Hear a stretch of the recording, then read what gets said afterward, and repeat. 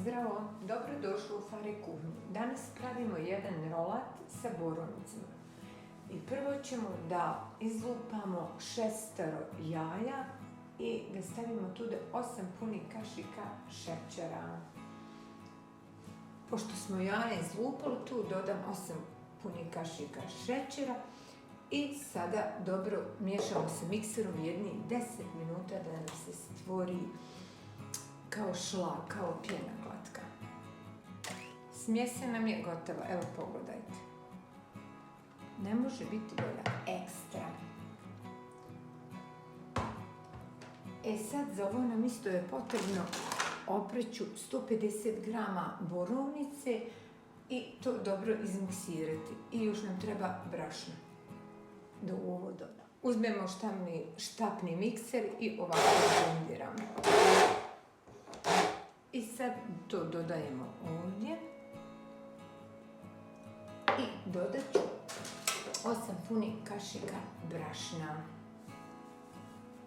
i to presijemo i lagano sa špahtlom izmiješamo. Naš je biskvit gotov i može ići na pečenje 20 minuta na 180 stepeni.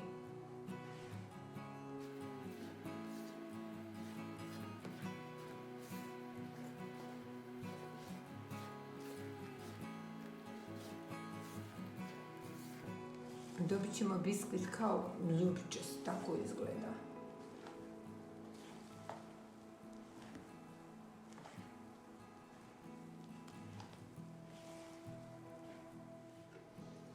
Smjesa nam je gotova i sad izlivamo u ovaj plen.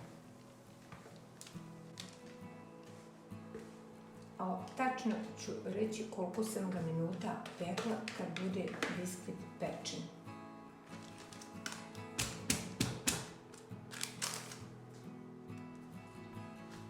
Biskvit nam je pečen i pekao se 20 minuta na 160 stepeni, ne na 180, već sam prije toga pekla nešto u pećnici, bila je previše topla. I glavno 160 stepeni na 20 minuta i sad ću ga prekriti i sačekati da se malo prohladi jednih 15-20 minuta i međuvremenu ću da pripremam kremu. Sad pravimo kremu. Ovdje imam pola litre šlaga, to ću umutiti. Ovdje imam 250 grama sira mascarpone. Njega ću baškada izmutim i ovdje imam tačno 5 punih kašika supeni šećera u prahu. To sam izvagala, tačno ima 100 grama šećera u prahu. I to ćemo sve zajedno sjediniti i tu ću još dodati 2 kesice vanilin šećera. A prvo mutim šlag. Šlag nam je gotov i jedan dio ću odvojiti za dekoraciju. I to ostavljamo sa strane i sad mutimo mascarpone i šećer u prahu i tu sam stavila već 2 vanilin šećera. Sad ćemo ovo sjediniti.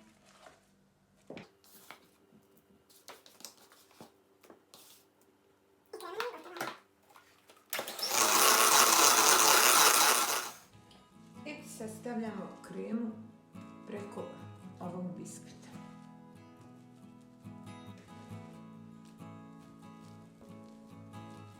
I tu ravnomjerno raspodijelimo i preko ovoga ćemo staviti borovnice.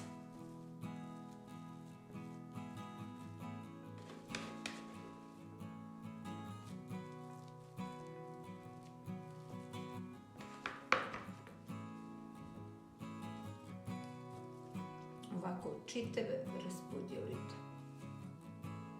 Ostalo nam je par za dekoraciju i sad ćemo rolat ovako da umotamo. Ja mislim da ima dosta kreme.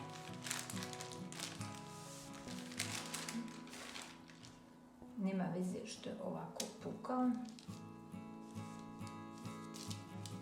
I sad ćemo ga ovako zamotati. I stavit ćemo ga Frižidera na jedni, pa koliko vi želite, sat, dva. Ja mislim da će u mene biti samo sat vremena. Ide na hlađenje i kad se ohladi, onda ću ga dekorisati. Rolat se već ohladio nakon sat vremena i ja sam ga premazala šlagom. I uzet ću ovako viljušku i napraviti neke štrafe.